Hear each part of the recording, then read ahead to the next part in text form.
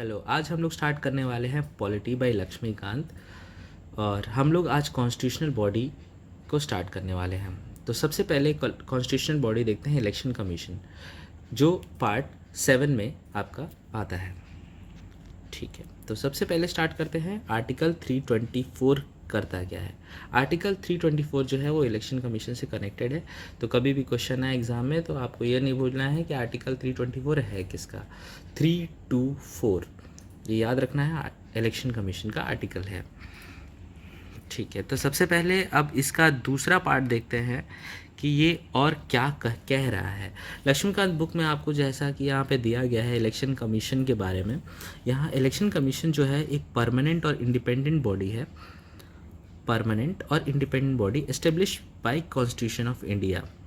और election commission करवाता क्या है, ये इंश्योर करता है फ्री और फेयर इलेक्शन हो कंट्री में। अब आर्टिकल 324 इलेक्शन कमीशन जो है इलेक्शन किसका करवाता है। इलेक्शन करवाता है ये पार्लियामेंट का, स्टेट लेजिस्लेचर का, office of the president of India और वाइस प्रेसिडेंट ऑफ इंडिया का। ठीक है, तो इसको देखते हैं। इलेक्शन कमीशन इलेक्शन किसका करवाता है, पार्लियामेंट का। दूसरा लेजिस्लेचर का, स्टेट लेजिस्लेचर। थर्ड आपका करवाता है ये प्रेसिडेंट का। और फोर्थ ये करवाता है वाइस प्रेसिडेंट का। अब नेक्स्ट देखते हैं कि ये किसका इलेक्शन नहीं करवाता है। इलेक्शन कमीशन जो है is not concerned with election of panchayat municipalities. अब ये पंचायत और म्यूनिसिपैलिटीज़ का इलेक्शन कौन करवाता है, हाँ वो करवाता है एक सेपरेट स्टेट इलेक्शन कमीशन बना है, जिसके लिए वो इसका इलेक्शन करवाता है। इलेक्शन कमीशन का रोल ये कंसर्न नहीं रहता है इलेक्शन कमीशन की कि हाँ पंचायत और म्यूनिसिपैलिटी का इसको इलेक्शन करवाना है। ठीक है, नेक्स्ट देखते हैं इसका कॉम्पोजिशन क्या है। Composition of election commission. Election commission जो है, election commission consist of chief election commissioner and other election commissioners. तो चीफ CEC को डोनेट करेंगे चीफ इलेक्शन कमिश्नर, और EC को हम डोनेट करेंगे इलेक्शन कमिश्नर। तो इसके अंदर CEC होते हैं और इलेक्शन कमिश्नर्स होते हैं, यानी election commissioners, chief election commissioners और इलेक्शन कमिश्नर्स होते हैं। नेक्स्ट हम इसको देखेंगे, ये अपॉइंटमेंट कौन कराता है। तो CEC को अपॉइंट कराते हैं और इलेक्शन कमिश्नर जो अदर इलेक्शन कमिश्नर्स होते हैं उसको प्रेसिडेंट अपॉइंट करते हैं। CEC प्लस EC को अपॉइंटमेंट कौन करवाता है, प्रेसिडेंट अपॉइंटमेंट करवाते हैं इनका। नेक्स्ट,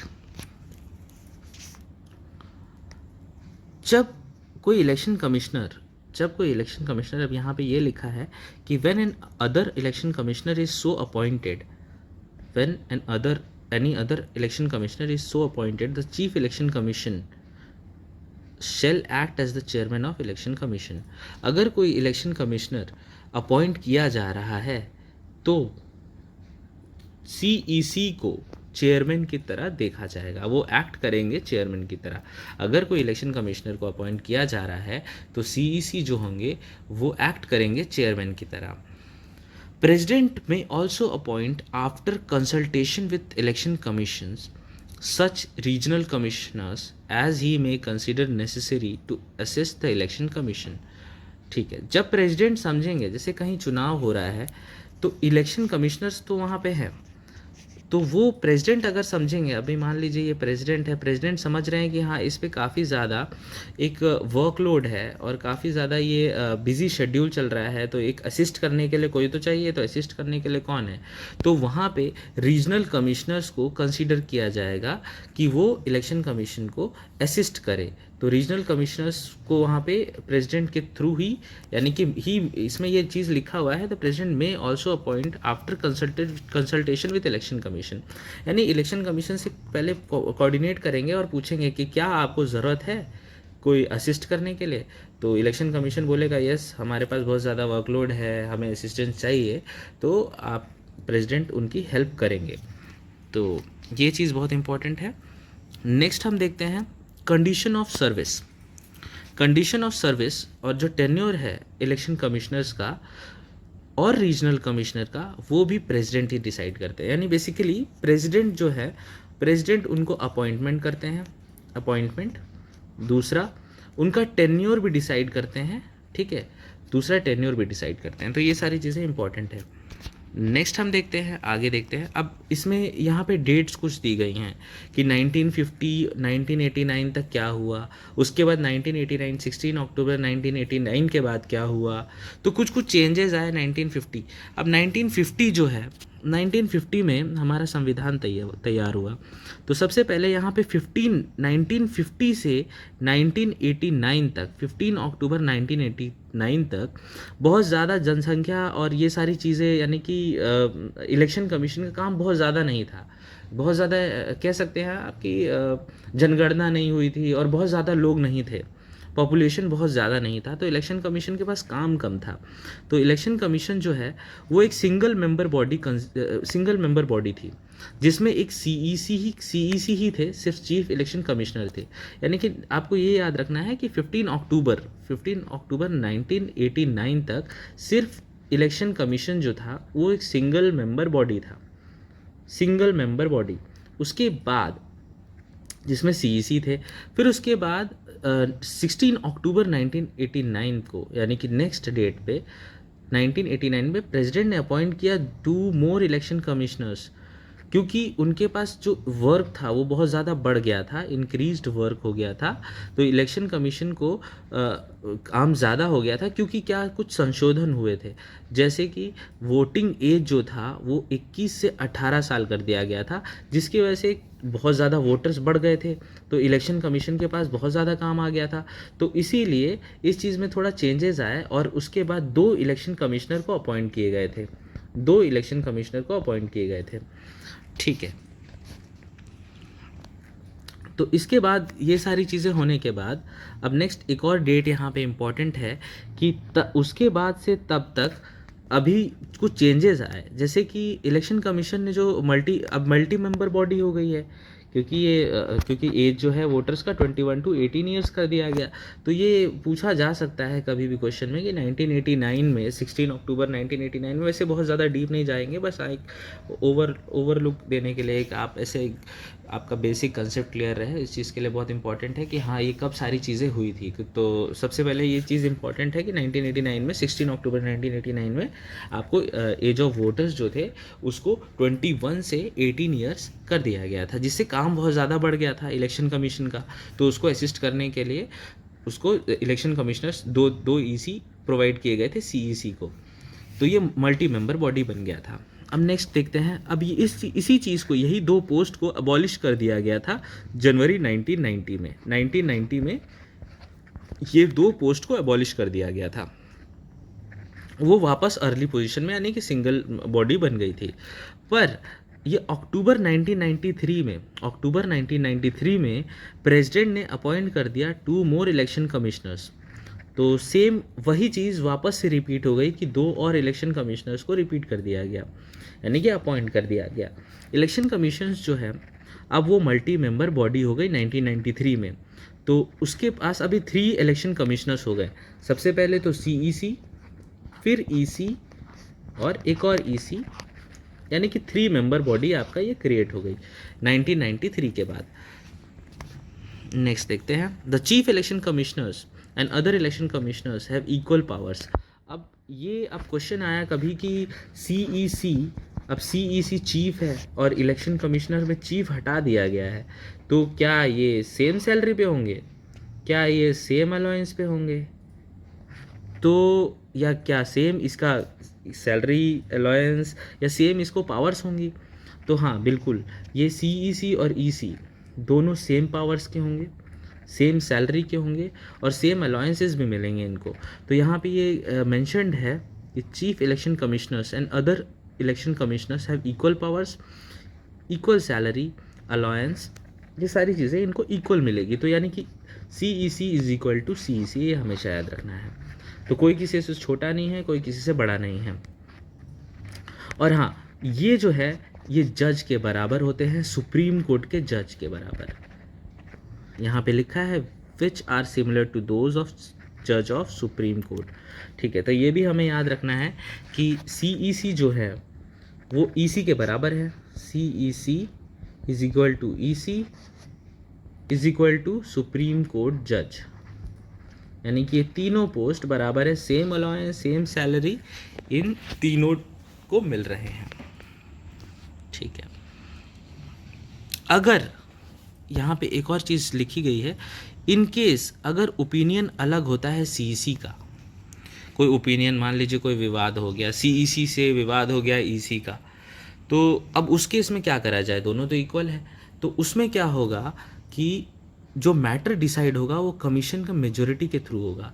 अब CEC के साथ EC का कुछ विवाद हो गया, तो अब इन लोग का मैटर कैसे डिसाइड होगा कि जिसकी तरफ मेजोरिटी होगी, अगर मेजोरिटी EC के पास है तो इसके फेवर में सारी चीज़ें जाएंगी मैटर, अगर CEC के फेवर में है तो इसके फेवर में मैटर जाएगा।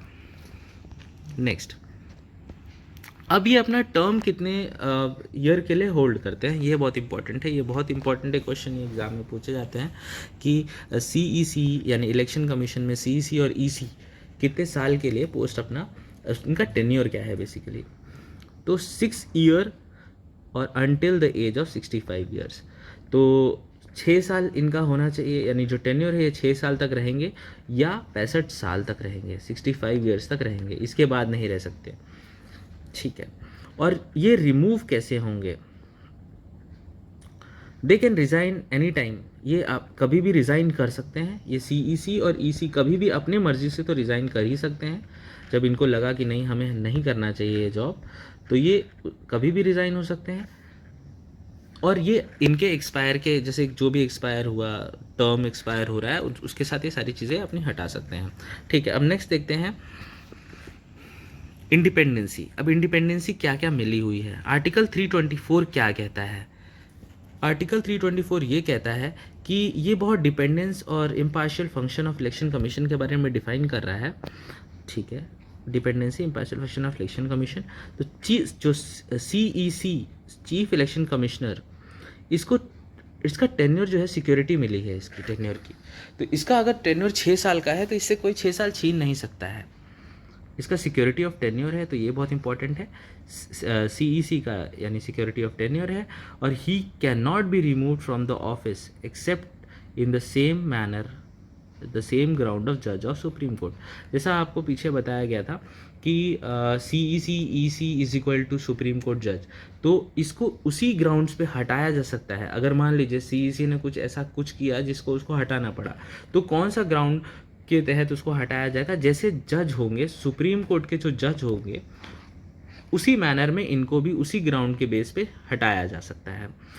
तो इन अदर वर्ड ये यहाँ पे कहा गया है कि ये प्रेसिडेंट रिमूव करेंगे on the basis of resolution passed on the both houses, यानी कि लोकसभा और राज्यसभा दोनों हाउस में रेजोल्यूशन पास होगा, और स्पेशल मेजोरिटी के साथ जो भी रेजोल्यूशन पास हुआ तो उस बेस पे इनको वहाँ से एक्सपेल कर दिया जाएगा, यानी कि निरस्त कर दिया जाएगा। और एक और चीज़ इसमें इम्पॉर्टेंट की है, ये हर जगह आपको कॉन्स्टिट्यूशनल बॉडीज़ में या कहीं पे भी आपको कॉमनली चीज़ें मिलेंगी। अगर जिसको भी प्रेसिडेंट अगर रिमूव कर रहे हैं तो आपको एक चीज़ हमेशा याद रखनी है कि प्रेसिडेंट जिसको रिमूव कर रहे हैं तो ऑन द बेसिस ऑफ, एक तो सबसे पहले इम्पॉर्टेंट है कि पार्लियामेंट में उसको, पार्लियामेंट में दोनों हाउस में स्पेशल मेजोरिटी के हिसाब से, या दूसरी चीज़ एक तो वो एक ग्राउंड होना चाहिए कि वो मिसबिहेव और इनकैपेसिटी हो, ये इम्पॉर्टेंट है। एक तो स्पेशल मेजोरिटी इंपॉर्टेंट है, यानी प्रेसिडेंट लेके आएंगे, रेजोल्यूशन पास करेंगे, एक ये इंपॉर्टेंट है, या दूसरा मिसबिहेव और इनकैपेसिटी का होना चाहिए। ठीक है, तो इसी बेस पे इनका रिमूवल होगा CEC का या EC का। अब नेक्स्ट देखते हैं service condition of CEC। CEC का जो सर्विस कंडीशन है, जो भी उसको अलाउंस मिल रहे हैं, जो भी बेनिफिट्स मिल रहे हैं, तो उसको अपॉइंटमेंट के बाद हटा नहीं सकते हैं। ये नहीं बोल सकते हैं कि नहीं नहीं आप तो आप CEC बन गए हैं, अब हम हटा देते हैं इस चीज़ को, एक काम करते हैं थोड़ा कम ही कर देते हैं। ये सब सारी चीज़ें अपॉइंटमेंट के बाद आप नहीं कर सकते, क्योंकि ये कॉन्स्टिट्यूशनल बॉडी है, सारी चीज़ें यहाँ पर रिटेंड है और काफ़ी बड़ी पोस्ट है। अब नेक्स्ट देखते हैं इसमें third point, election commission, any other election commissioner और regional commissioner can not be remove from office. ठीक है, ये सबसे इंपॉर्टेंट चीज़ है कि कोई भी इलेक्शन कमिश्नर और रीजनल कमिश्नर, इलेक्शन कमिश्नर और रीजनल कमिश्नर को रिमूव नहीं किया जा सकता है ऑफिस से अगर सीईसी से रिकमेंडेशन नहीं ली गई है। सीईसी अगर प्रेसिडेंट मान लीजिए कोई गवर्नर बोलते हैं कि नहीं मेरे को ये ईसी को हटा दो, या कोई भी बोलता है ईसी को हटा दो, तो वो डायरेक्ट किसी को हटा नहीं सकते। हाँ, प्रेसिडेंट का पावर है कि सीईसी को हटा सकते हैं, 2 उनके क्राइटेरिया हैं, पर एक इम्पॉर्टेंट ये है कि ईसी और रीजनल आपके कमिश्नर हैं, इनको आप हटा नहीं सकते हो विदाउट सीईसी की कंसल्टेशन के बगैर। तो सीईसी का कंसल्टेशन बहुत ज़रूरी है रिमूवल के लिए इनके। तो ये बहुत इंपॉर्टेंट चीज़ है, इसको नोट करिएगा। अब नेक्स्ट देखते हैं, कुछ फ्लॉज भी हैं अपने कॉन्स्टिट्यूशन में, कुछ चीज़ें अच्छी हैं तो कुछ चीज़ें ख़राब भी होती हैं। तो नेक्स्ट देखते हैं, कुछ फ्लॉज हैं इसके अंदर जो हमें देखना है। तो कॉन्स्टिट्यूशन ने एक चीज़ यहाँ पे दी गई है कि इसमें कॉन्स्टिट्यूशन ने प्रिस्क्राइब नहीं किया क्वालिफिकेशन। कोई भी कॉन्स्टिट्यूशन, इस कॉन्स्टिट्यूशन में जो यानी कि जो मेंबर ये चीज़ याद रखना है, मेंबर ऑफ इलेक्शन कमीशन में किसी का क्वालिफिकेशन नहीं बताया गया है। लीगल, एजुकेशनल, एडमिनिस्ट्रेटिव या जुडिशियल, कोई भी बैकग्राउंड नहीं होना चाहिए, वो मेंबर बन सकता है। ये इलेक्शन कमिश्नर की बात नहीं कर रहे हैं, ये मेंबर की बात कर रहे हैं, ये भी चीज़ याद रखिएगा, ये मेंबर है। इलेक्शन कमिश्नर तो सुप्रीम कोर्ट के जज के हिसाब से होना, यानी कि जज के बराबर का उसको पोस्ट दिया गया है, और तो उसके हिसाब से क्वालिफिकेशन भी उसकी वैसी ही होगी। तो इसमें यहाँ पे इलेक्शन कमीशन का जो मेंबर है उसके पास ये क्वालिफिकेशन ही नहीं बताया गया है कि ना उसका क्वालिफिकेशन एजुकेशनल हो या कुछ, या एडमिनिस्ट्रेटिव, लीगल, कोई भी बैकग्राउंड का नहीं है तो भी चलेगा। तो ये कुछ फ्लॉज हैं। नेक्स्ट इसको देखते हैं कि इनके जो टर्म है, जो मेंबर का टर्म है, अगेन मेंबर यहाँ पे आ रहा है इलेक्शन कमीशन का, वो भी टर्म भी स्पेसिफाई नहीं किया गया है कि कितने साल तक रहेंगे, कितने साल तक नहीं रहेंगे। अभी पीछे आपने देखा था कि इलेक्शन कमिश्नर जो सीईसी थे, उनका जो टर्म था वो 6 ईयर का था और 65 ईयर्स तक था, यानी 65 ईयर्स के एज पर उनको बाहर, यानी कि वो रिटायर हो सकते हैं, और 6 साल तक उनकी जो जॉब है वो रहती है। पर यहाँ पे कोई टर्म टेन्योर नहीं दिया गया है इलेक्शन कमीशन के मेंबर्स का, कॉन्स्टिट्यूशन में ये स्पेसिफाई नहीं किया गया है। तो ये चीज़ इंपॉर्टेंट है। नेक्स्ट एक चीज़ सबसे ज़्यादा इम्पॉर्टेंट कि ये इलेक्शन कमीशन में जो भी मेंबर्स हैं, जो भी इलेक्शन कमिश्नर्स हैं, सॉरी, जो भी मेंबर, जो कमिश्नर्स हैं, उनके जो वो रिटायर होंगे, जब वो रिटायर होंगे, मान लीजिए कि सीईसी है, जब वो रिटायर होंगे तो कॉन्स्टिट्यूशन में ये नहीं दिया गया है कि क्या वो गवर्नमेंट की कोई और अपॉइंटमेंट, फर्दर अपॉइंटमेंट में जा सकते हैं, यानी किसी और जॉब में जा सकते हैं, तो गवर्नमेंट उनको कोई और जॉब भी दे सकती है। तो ये सबसे बड़ा फ्लॉज है इसके अंदर कि ईसी जब मान लीजिए रिटायर हो रहा है, 65 ईयर्स अटेन कर लिया उसने, और वो रिटायर हो रहा है, तो वो किसी और गवर्नमेंट जॉब में भी वो जा सकता है। तो ये सबसे बड़ा फ्लॉज है। तो इससे क्या होगा कि कोई भी गवर्नमेंट मान लीजिए कोई इलेक्शन करा रही है और उन्होंने बोला कि सीईसी इस बार मेरे वोट होने चाहिए, तो जो भी है वोट, अब सीईसी ने बोला ठीक है, पर मेरे को क्या मिलेगा, तो उन्होंने बोला कि मैं आपको कुछ ऐसा मंत्री बना दूंगा, मैं आपको कुछ ऐसी पोस्ट दे दूंगा, रिटायरमेंट के बाद आप क्या करोगे। तो वो लालच में आ जाएगा और वो क्या करेगा, ठीक है, उसने सारी चीज़ें चेंजेस कर दी। तो ये भी सबसे बड़ा फ्लॉज है, और उसके बाद रिटायरमेंट के बाद गवर्नमेंट तो उसको एक्सेप्ट कर ही लेगी जिसकी सरकार होगी। तो ये सबसे बड़ा फ्लॉज है, इस चीज़ को थोड़ा ये मार्क करना चाहिए। ठीक है, अब नेक्स्ट देखते हैं पावर एंड फंक्शंस। तो पावर और फंक्शंस की तरफ चलते हैं यहाँ पे। इलेक्शन, अब इसमें क्या है, ये रिगार्ड विथ, अब ये पावर और फंक्शन किसके बारे में बात की है। तो power and function of election commissions with regard to election of parliament, state legislature, office of president, vice president, ये 3 कैटेगरी में क्लासीफाई किया गया है। सबसे पहले एडमिनिस्ट्रेटिव, एडवाइजरी और क्वासी जुडिशियल। नेक्स्ट देखते हैं,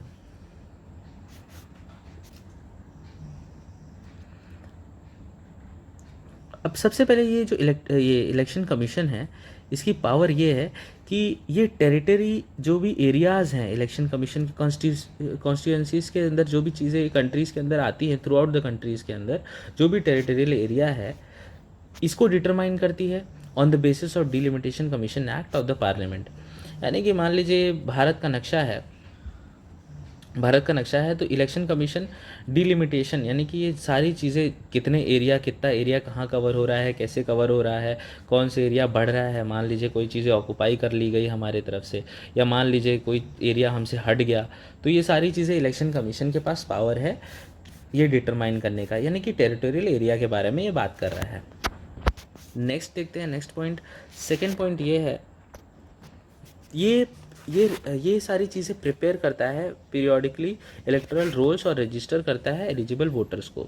तो जो भी वोटर्स हैं, जैसे कि हम वोटर्स हैं, हम वोटिंग यहाँ पे वोट देते हैं, तो हम वोटर्स हुए, तो ये हमको रजिस्टर करते हैं। आपका वोटिंग कार्ड जो बनता है, आपके पास कार्ड होगा जो, वो उसको रजिस्ट्रेशन करने का काम यही करता है, इलेक्शन कमीशन का काम है। नेक्स्ट, ये नोटिफाई करवाता है, ये नोटिफाई करता है डेट, शेड्यूल ऑफ इलेक्शन और नॉमिनेशन पेपर्स। ये डेट्स, शेड्यूल ऑफ इलेक्शन, कब डेट आ रही है, क्या शेड्यूल किया गया है इलेक्शन का, ये सारी चीज़ें नोटिफिकेशन इसी का काम है, यानी नोटिफिकेशन यही देता है। और एक और चीज़, अब नेक्स्ट फोर्थ पॉइंट पे जाते हैं, the grant to grant recognition to political parties and allot election symbols to them. इसका ये भी काम है कि ये पॉलिटिकल पार्टी को रिकॉग्नाइज़ करता है कि ये पॉलिटिकल पार्टी सही है या यानी कि प्रॉपर तरीके से आगे वोटिंग में पार्ट ले सकती है कि नहीं, रिप्रेजेंट कर रही है किसी को नहीं, ये रिकॉग्नाइज़ करता है कि हाँ ये पॉलिटिकल पार्टी है। और ये इसका सिंबल है, यानी कि कोई भी सिंबल है, जैसे कि बहुत सारे पॉलिटिकल पार्टीज़ के सिंबल्स होते हैं, किसी का माचिस होता है, किसी का हल होता है, किसी का बर्ड होता है, किसी का बहुत सेवरल चीज़ें, किसी का फ्लावर होता है, किसी का हाथ होता है, तो ऐसे करके बहुत सारे सिंबल्स को रिकग्नाइज़ करता है ये। तो ये भी इसका काम है। तो क्वेश्चन कभी पूछा आपसे कि ये क्या, ये सिंबल्स, ये इलेक्शन सिंबल्स को, ये पॉलिटिकल पार्टीज़ के सिंबल्स को भी ये देखता है, तो वहाँ पे भी आपको टिक करना है, ये इसके पावर्स हैं। हाँ, ये सारी चीज़ें अप्रूवल यही देता है। ठीक है, अब नेक्स्ट देखते हैं इसमें फिफ्थ पॉइंट, ये एक कोर्ट की तरह भी है। अब ये इसने सबसे ऊपर जो लिखा था कि ये क्वासी जुडिशियल है। क्वासी जुडिशियल का मतलब कि यानी कि ये पूरी तरह से एक कोर्ट नहीं है, ये एक कोर्ट है जो अपना डिस्प्यूट सॉल्व करता है related to parties and voting, जो भी डिस्प्यूट्स हैं उससे वो जो भी इसके पास डिस्प्यूट्स आते हैं उसको सॉल्व करने की कोशिश करता है ये। तो सबसे पहले ये क्या है, ये to act as a court for settling disputes related to granting of recognitions to political party. अब किसी को रिकॉग्नाइज़ किया, किसी को नहीं किया, तो ये दोनों चीज़ को, ये डिस्प्यूट्स होंगे कि नहीं, हमको नहीं किया, हमको किस बेसिस पे नहीं किया, तो डिस्प्यूट्स होंगे तो वो कहाँ जाएंगे। तो ये एक कोर्ट इसको मिला हुआ है इलेक्शन कमीशन को, तो वहाँ पे सारी चीज़ें, याचिका अपना लोग लेके जाते हैं कि हमको क्यों नहीं किया गया है, हमारा जो अलॉटमेंट है इलेक्शन का सिंबल का, वो किसी से मिल तो नहीं रहा है। ये सारी चीज़ें का डिस्प्यूट्स, अगर मान लीजिए किसी पॉलिटिकल पार्टी का सिंबल दोनों मैच हो रहे हैं लगभग, और किसी ने क्लेम कर दिया कि नहीं ये सिंबल हटना चाहिए, क्योंकि सिंबल बहुत इंपॉर्टेंट रोल प्ले करता है, तो उस चीज़ के लिए ये डिस्प्यूट हो जाता है, तो ये एज अ कोर्ट वर्क करता है। अब नेक्स्ट 6 पॉइंट देखते हैं, ये अपॉइंट करता है ऑफिसर्स को इंक्वायर करने के लिए, जो भी डिस्प्यूट्स हैं इलेक्टोरल अरेंजमेंट्स में, जो भी अरेंजमेंट्स हो रही हैं इलेक्टोरल, तो वहाँ पे भी कोई डिस्प्यूट्स हो रहे हैं, कोई भी अरेंजमेंट मान लीजिए इलेक्शन कमीशन करवा रही है, तो वहाँ पे भी डिस्प्यूट्स हो रहे हैं। मान लीजिए जैसे इसका एग्जांपल कहते हैं कि अब इलेक्शन जो वोटिंग होगी वो एक स्कूल में होगी, और वो वहाँ पे कोई डिस्प्यूट ये आ रहा है कि वहाँ पे प्रॉपर जगह नहीं है, प्रॉपर वहाँ पे आसपास लोकेलिटी में बहुत सारी चीज़ें ऐसी हो रही हैं जो चीज़ नहीं होनी चाहिए। मान लीजिए वहाँ गुंडागर्दी है, मान लीजिए कुछ भी ऐसी चीज़ें हैं जो जहाँ पे ये डिस्प्यूट है, मान लीजिए वहाँ पे प्रॉपर लोगों की भीड़ जितना इकट्ठा होती है, सिक्योरिटी रीजंस, बहुत सारी चीज़ें नहीं हो सकती हैं प्रॉपर, तो उस चीज़ को भी ये वॉच करती है। तो उसी के लिए एक अपॉइंट करती है ऑफिसर कि क्या वो जगह सही है, हर चीज़ प्रॉपर, यानी कि प्रॉपर है, यानी कि ट्रांसपोर्टेशन भी है कि नहीं आसपास, हर चीज़ देखती है एक बार, ये चीज़ फोकस करती है। तो ये भी बहुत इंपॉर्टेंट चीज़ है। अब नेक्स्ट देखते हैं, ये डिटरमाइन करती है कोड ऑफ कंडक्ट जो भी पार्टीज़ की है, और at the candidate at the time of election, ये सारी चीज़ें देखती हैं। नेक्स्ट, ये रोस्टर प्रिपेयर करती है पब्लिसिटी, जैसे रोस्टर क्या है बेसिकली, जैसे न्यूज़ और टीवीज़ में एक टाइम इसके लिए डिसाइड किया गया है रेडियो या टीवी में कि इस टाइम पे पॉलिटिकल पार्टीज़ अपना प्रचार कर सकती हैं, यानी उसके अलावा वो प्रचार नहीं कर सकती हैं। ये नहीं कि अभी कोई मान लीजिए कोई सरकार सत्ता में है तो वो 24 घंटे अपना ही प्रचार करवा रही है, ये चीज़ें नहीं होती है। तो ये बहुत इम्पॉर्टेंट है कि वो रोस्टर प्रिपेयर करती है कि आपको इतना टाइम मिलता है, आपको इतना टाइम मिलता है, ए को इतना टाइम मिलेगा, बी को इतना टाइम मिलेगा, तो उतने टाइम में ही आपको अपना पब्लिसिटी करवाना पड़ता है। तो ये इंपॉर्टेंट चीज़ है, ये भी आपको ध्यान देना है। ठीक है, इलेक्शन कमीशन के पास एक और पावर है कि ये एडवाइस करेगी प्रेसिडेंट को किस मैटर पे, डिस्क्वालीफाई करेगी मेंबर ऑफ पार्लियामेंट। अगर मेंबर ऑफ पार्लियामेंट कुछ चीज़ें इंटरफेरेंस कर रहे हैं कहीं पे, तो ये एडवाइस करेगी प्रेसिडेंट को कि प्रेसिडेंट ये चीज़ें थोड़ी गलत हो रही हैं, इस चीज़ के लिए वो एडवाइस भी कर सकती हैं कि इनको डिस्क्वालीफाई किया जा सकता है इस ग्राउंड के बेस पे। और सेम यहाँ पे ये गवर्नर को भी एडवाइस करेंगे, सेम जैसे प्रेसिडेंट को इलेक्शन कमीशन है वैसे यहाँ पे भी एडवाइस करेंगे गवर्नर को, जो भी disqualification member of state legislature, अगर यहाँ पे कोई इंटरफेरेंस है इनका। तो इसका एक और काम है कि ये कैंसिल कर देगी पोल्स को, जब रिगिंग होगी, बूथ कैप्चरिंग हो, वायलेंस होगी, कोई भी इरेगुलरिटीज़ वहाँ पे अगर दिखेंगी तो ये कैंसिल कर देगी पोल को ही। नहीं वोटिंग हो रही है कहीं पे भी और कुछ भी अगर उनको बूथ कैप्चरिंग और वायलेंस या ऐसी चीज़ें दिख गई तो ये तुरंत कैंसिल कर देगी पोल को वहाँ पे। अब नेक्स्ट देखते हैं,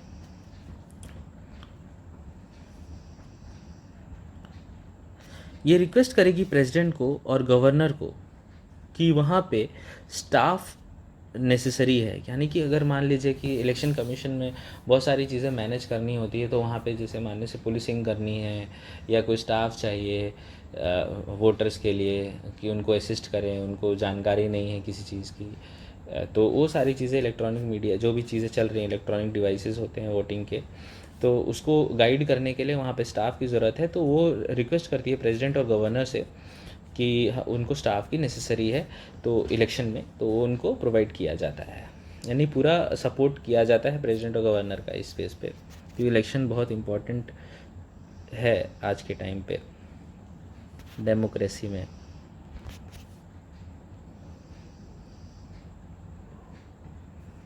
और ये भी ये सबसे पहले लाइन में आपने पढ़ ही लिया होगा कि इंश्योर करती है फ्री एंड फेयर इलेक्शंस। अब नेक्स्ट देखते हैं, ये था इसका पावर एंड फंक्शंस। ठीक है, अब एक चीज़ और यहाँ पे एक और पॉइंट है, ये एडवाइस करती है प्रेसिडेंट को whether election can be held in state, क्या इलेक्शन स्टेट के अंदर होगा, प्रेसिडेंट रूल होगा और ये इमरजेंसी 1 साल तक बढ़ेगा तो इसके हिसाब से ये इलेक्शन होना चाहिए नहीं होना चाहिए, ये सारी चीज़ें एडवाइस भी करती है प्रेसिडेंट को। To register political parties for the purpose of election, grant them the status of national state parties on the basis of their poll performance.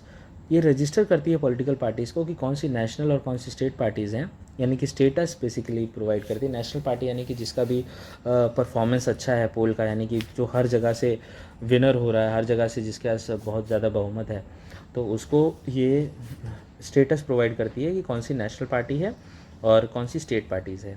तो ये इसका काम है, ये रजिस्टर करती है पॉलिटिकल पार्टीज़ को इस बेसिस पे।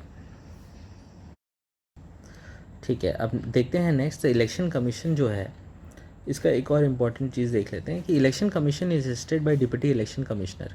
इलेक्शन कमीशन जो है कमीशन है उसको असिस्ट कौन करता है, डिप्टी इलेक्शन कमिश्नर से असिस्ट करते हैं।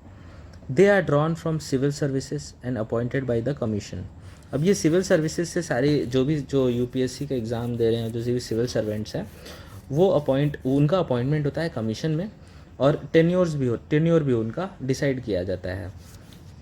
They are assisted in turn by secretariat, joint secretariat, deputy secretariat, यानी कि इस बेस पे वो असिस्ट किए जाते हैं, secretariat, joint secretariat, deputy secretariat.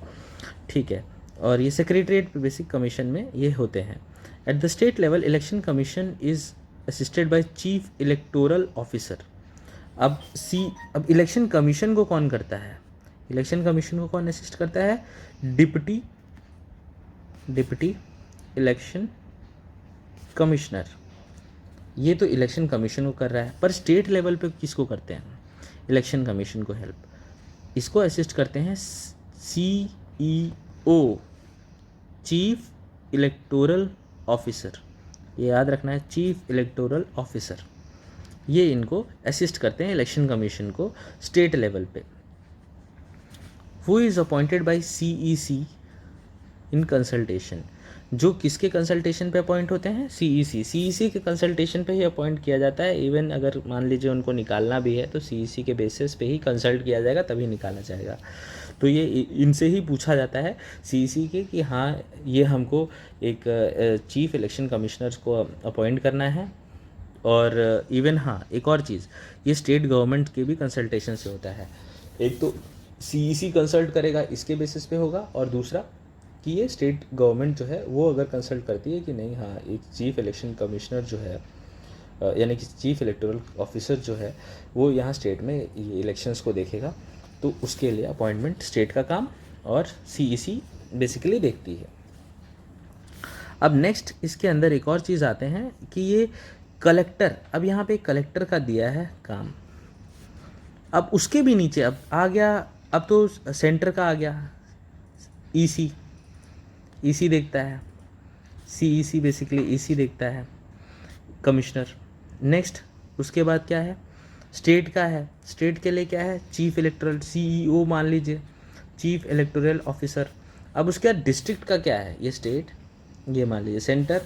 अब ये डिस्ट्रिक्ट का क्या है? डिस्ट्रिक्ट का है जो कलेक्टर, वो कलेक्टर होता है। कलेक्टर एक्ट करता है district returning officer, district returning officer DRO यानी कि कलेक्टर। ये सारी चीज़ें देखता है। पूल बूथिंग का जितने भी कॉन्स्टिट्यूशन में उसके जितने क्षेत्र के अंदर चीज़ें आती हैं उसके अंदर सारी चीज़ें कलेक्टर का काम होता है, डिस्ट्रिक्ट लेवल में है, डिस्ट्रिक्ट रिटर्निंग ऑफिसर बोलते हैं उसको। तो अभी बस इतना ही था इलेक्शन कमीशन में। आर्टिकल 324 याद रखिएगा इसका, और ये कॉन्स्टिट्यूशनल बॉडी है। अब नेक्स्ट जो स्टार्ट करेंगे हम वो हमारा दूसरा कॉन्स्टिट्यूशनल बॉडी होगा जो है आपका UPSC, union public service commission. Thank you.